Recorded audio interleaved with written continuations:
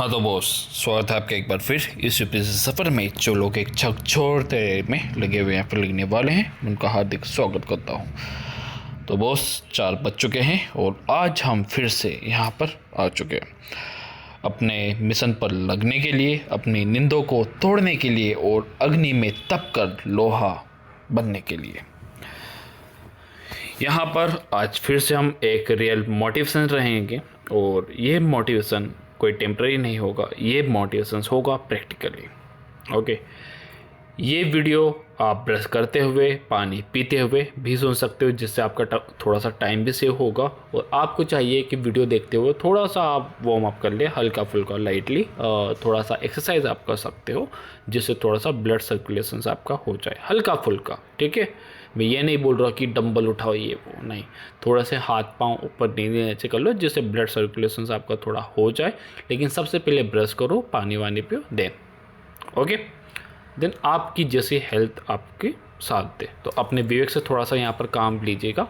मेरा मोटिव यही है केवल और केवल कि आपको बिजी रखा जाए और आपको एक सही राह दिखाते हुए आपसे से ज़्यादा आउटपुट निकाला जाए आपके लिए। ओके, तो यहाँ पर जो आपका पहला प्रिंसिपल है अपनी पढ़ाई के लिए, अपने मिशन के लिए, वो है फ्लो थ्योरी। ओके, महली और यहाँ पर आप ये अटपटा जो शब्द देख रहे होंगे, ठीक है, सिस्क जैंटी मिठलई, ठीक है, ये देखो यहाँ से हमें ये समझ आता है फ्लो थ्योरी। ये आप पढ़ रहे हो, एकदम से आपके माइंड ने ले लिया, क्यों? जबकि मिहाली सिस्की जैंटी मिलेहाली, ये सेंटेंस एकदम से पढ़ने में अजीब थे, याद भी नहीं होगा आपका। क्यों?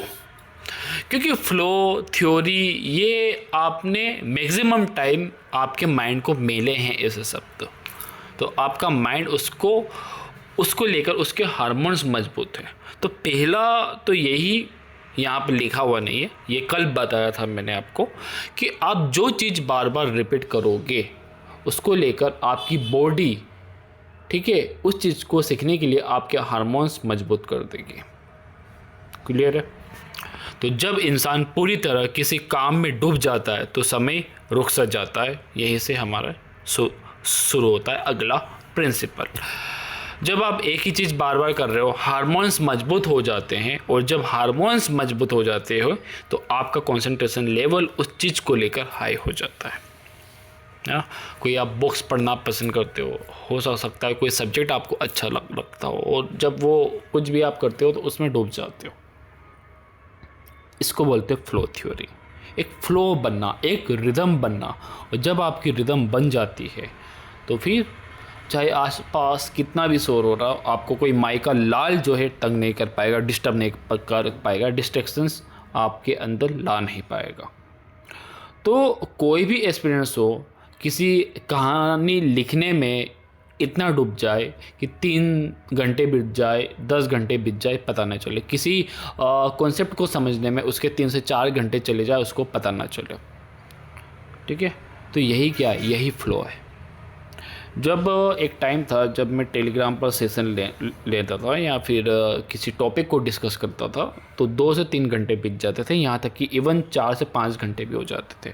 ठीक है, संडे सेशन होता था तो 5 से 6 बजे शुरू होता था और रात की 12 तक चलता था, और एस्पिरेंट्स भी लगातार 6 घंटे तक बने रहते थे। तो इसको बोलते रिदम, फ्लो। ओके, कि समय का पता ही नहीं चलता है, ना ही वो बोरिंग सा हमें लगता है। तो जिस तरीके से कोई सेशन, कोई भी काम आपको बोरिंग नहीं लगेगा यदि आप उसमें इंटरेस्ट ले रहे हो। हम जो पढ़ाई करते हैं हम मार्क्स के लिए करते हैं, मार्क्स के लिए पढ़ाई मत करो। मार्क्स के लिए यदि पढ़ोगे तो चीज़ें कभी भी नहीं हो पाएगी। यूपीएससी उसी का क्लियर हुआ है जो मार्क्स के पीछे नहीं भागा, जो कॉन्सेप्ट के पीछे भागा है कि मुझे कुछ सीखना है। ठीक है, ग्लोबल वार्मिंग क्या होता है, ग्रीन हाउस गैसेस क्या होती है, देखिए तो सही क्या होता है। आज तक बहुत सुना था, लेकिन जाने तो सही आखिर है क्या सच्चाई। वर्ल्ड वॉर क्या है, कब हुआ था, किस लिए हुआ था, कारण क्या है, जाने तो सही। तो उत्साह होना चाहिए अंदर, वो उमंग होनी चाहिए। तो जब इंटरेस्ट बढ़ेगा तो फ्लो भी बढ़ेगा, और जब फ्लो बन गया तो आपके 10 से 12 घंटे पढ़ाई में कब चले जाएंगे आपको पता नहीं चलेगा। आप बोलते हो ना सर 1 घंटे ही हो पाते हैं, फिर बोरिंग सा लगता, क्योंकि आप इंटरेस्ट नहीं लेते हो उसमें। तो पढ़ाई का माहौल और दिमाग ऐसा बनाओ कि ध्यान भटकने का नाम ही नहीं ले। आप 25 मिनट पढ़ते, अरे यार बहुत थक गए, अब तो उठना पड़ेगा, थोड़ा सा ब्रेक लिए, ऐसा नहीं होना चाहिए। तो फ्लो थ्योरी तभी लागू होगी जब आप इंटरेस्ट लेना शुरू करोगे। और हर एक एस्पिरेंट्स को चाहिए कि वो मार्क्स के पीछे ना भागे, वो जो बुक में दिया हुआ है जो नॉलेज है, नॉलेज गेन करने के पीछे भागे, कि मेरे अपने माइंड में थोड़ा सा डेटा में सेव कर लूँ, है ना। कुछ एस्पिरेंट्स ऐसे होते हैं जो रट्टे मारते हैं, रट्टाफिकेशन, रट लेते हैं, याद कर लेते हैं। याद करोगे तो भी चीज़ें बोरिंग सी होगी, है ना। तो चीज़ें समझो क्या होती है, जो चीज़ें याद होने जैसी होगी वो हो जाएगी। आपने कभी अपना नाम याद किया, आप जहाँ पर रहते हो वो पता आपने कभी याद किया, अपना नंबर आपने कभी याद किया है बार बार? नहीं। आपने शुरुआत में याद किया होगा, फिर बार बार वो रिपीट होता गया, वो हो गया। रिविज़न करने की भी ज़रूरत नहीं रही।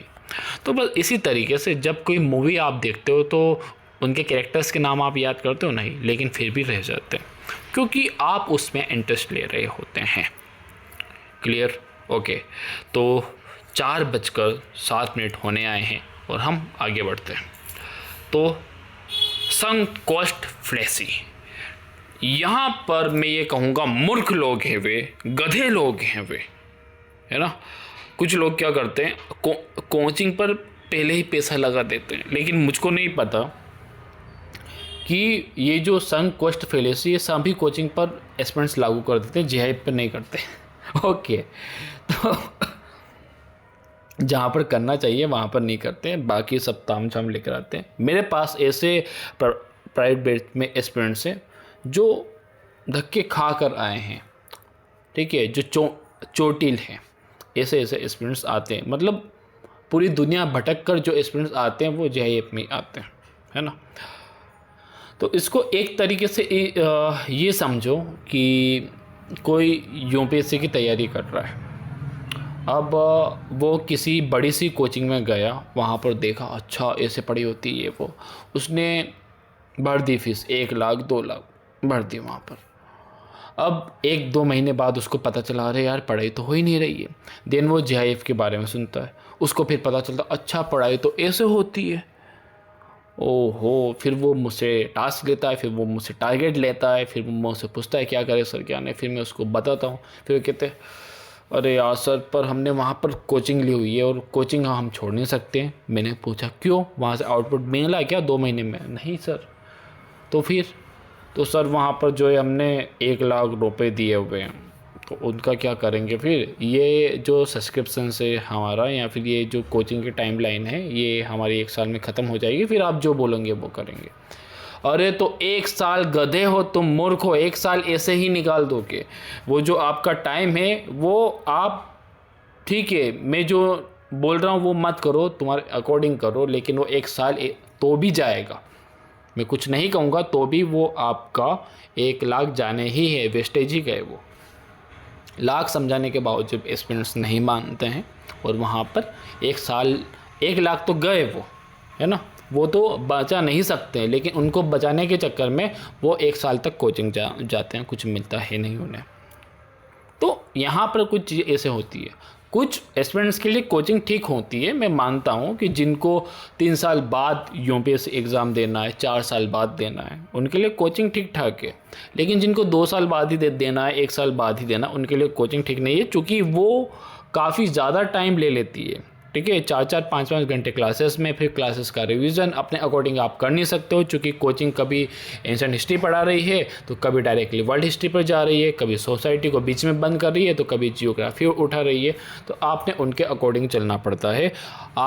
वो आपका ये नहीं सोचते कि बच्चे का वहाँ तक हुआ है या नहीं हुआ है, रिवीजन उनका वहाँ तक हुआ है या नहीं हुआ है, वो आगे बढ़ते चले जाते हैं और आपको रिवीजन का मौका नहीं मिलता है।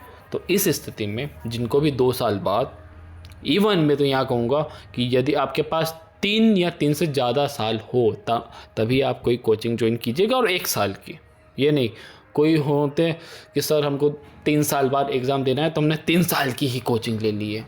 मूर्ख बन गए तुम, गधे बन गए तुम, गए तुम्हारे अगर तुमने फीस दे दी है तो ये चीज़ें होती है। तो इसी को बोलते हैं संक कोस्ट फेलेसी, कि वो अपनी जो लागत लगा चुके होते हैं और अब वो अपना मार्ग बदलने को तैयार नहीं होते। एक और यहाँ पर एग्जांपल लेते हैं। आप इंजीनियर जो है, आपने साइंस में लिया है कि इंजीनियर बनोगे। अब आपने साइंस में कर लिया 11th-12th में, जैसे तैसे आप पास हो गए। फिर आपको पता चला अरे यार इंजीनियर बनने के लिए तो जेईई की जैसी एग्ज़ाम पास करनी पड़ेगी, इसके लिए ये पढ़ना पड़ेगा वो। अब वो आपसे पढ़ा ही नहीं रहा है, फिर भी आप उसके पीछे 4-5 साल आपने जो है लगा दिए, नहीं करेंगे। अरे जब हो ही नहीं रही है तो क्या करोगे? 5 साल तुमने लगा दिए। उसी वक्त आपने अपनी जो ट्रैक था वो चेंज करना चाहिए था।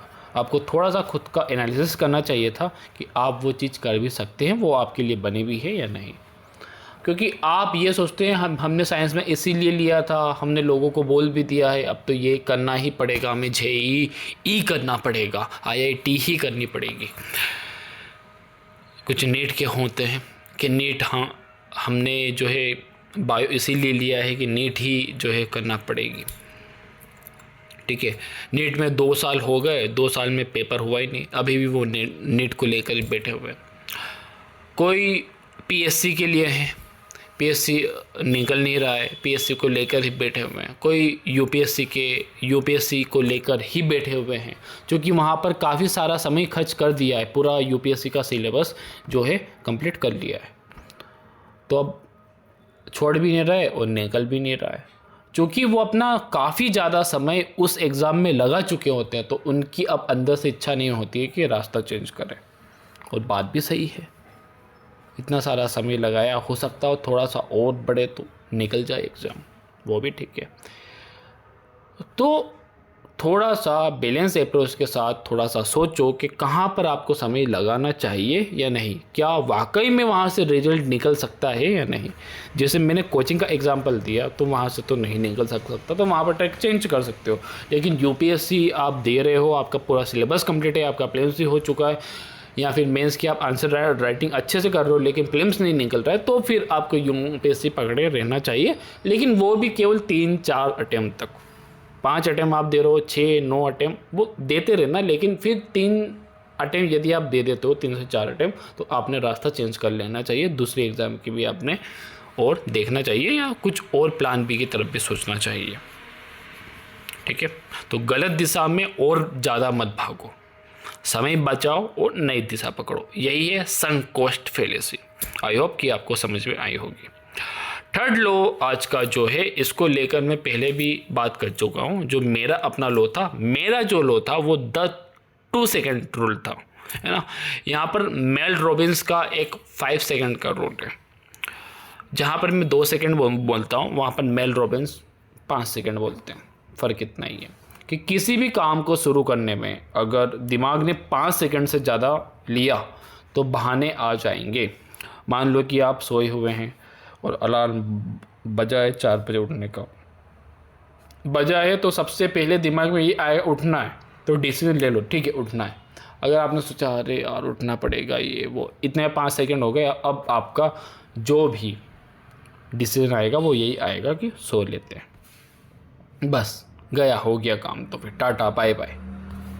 ओके, तो ये होता है 2 सेकेंड में, 5 सेकेंड में 2 सेकेंड में रूल होने चाहिए। 2 सेकेंड में आपने अपने डिसीजन पर रूल करना है। ओके, 2 सेकेंड्स में आपके डिसीजन लेने हैं अपने। मान लो कि आपको पढ़ाई करनी है, आपके मन में जैसे आया फटाक करके जो है डिसीजन लो, हाँ करना है, सोचो ही मत। ठीक है, पॉजिटिव रिस्पॉन्स दो। मुझे पॉलिटी पढ़नी है या नहीं, हाँ पढ़नी है। मुझे लक्ष्मीकांत की बुक खोलनी है या नहीं, हाँ खोलनी है। मुझे यहाँ पर बैठकर पढ़ना है या नहीं, हाँ बैठकर पढ़ना है। ठीक है, मुझे मोबाइल हाथ में लेना है या नहीं, नहीं लेना है। फटाफट डिसीजन लो ताकि दिमाग को सोचने का टाइम ही ना मिले। जब दिमाग को सोचने का समय मिलता है तभी वो आपके अंदर खोखले विचार भरने लगता है, जो एक तरीके से बैक्टीरिया है आपके दिमाग का। ओके, तो 5 सेकेंड के अंदर अंदर आपने डिसीजन लेना है। यही है 5 सेकेंड रूल मेल रॉबिन्स का। लेकिन मेरा रूल कहें तो 2 सेकंड्स में आपने लेना है। तो ये थे आज के 10 प्रिंसिपल्स जो आपको आज आगे ले जाएंगे और टाइम मैनेजमेंट आपको सिखाएंगे, ठीक है, कि कहाँ पर आपको समय लगाना है। ओके, तो सबसे पहले तो फ्लो बनाओ। फ्लो बनाने के लिए आपका इंटरेस्ट होना चाहिए। दूसरा, अपना समय वहीं पर लगाओ जहाँ पर आपको लग रहा है कि आउटपुट मिल रहा है। आउटपुट नहीं मिल रहा है उसको हटा दो, दिल पर पत्थर रख कर छोड़ दो, चाहे कितना भी पैसा लगा उसमें, कितना भी समय लगाओ। कई बार क्या होता है, सोशल मीडिया के ऐप भी हम डिलीट नहीं करते। क्यों? क्योंकि वहाँ पर काफ़ी सारा समय, काफ़ी सारी पोस्ट ये वो होती है, तो हमें डिलीट करने की इच्छा नहीं होती है, तो छोड़ो। ओके, देन 5 सेकंड में 2 सेकंड में डिसीजन लो। तो ये आज हमने सीखा है। आई होप कि आप इनको फॉलो करेंगे। यदि फॉलो करोगे तो कमेंट में अभी टाइप कीजिए, अभी टाइप करना है। ओके, 2 सेकंड में डिसीजन लीजिए और अच्छी सी एक कमेंट टाइप कीजिए। यहाँ पर आपका 5 सेकंड का है। और कॉस्ट फैलेसी पर भी आपने यहाँ पर ध्यान देना है। कितना भी कुछ भी किया हो, डिस्ट्रैक्शंस नहीं लाना है, करना वही है जो आपको करना है। ओके, जो राइट वे में। और एक फ्लो बनाओ, किताबें खोलो, पढ़ना शुरू करो, अग्नि में तप कर। तो यही था आज का ट्रुथ बॉम्ब, और लगे रहिए एक ज़बरदस्त एनर्जी के साथ। Jai Hind and be to best.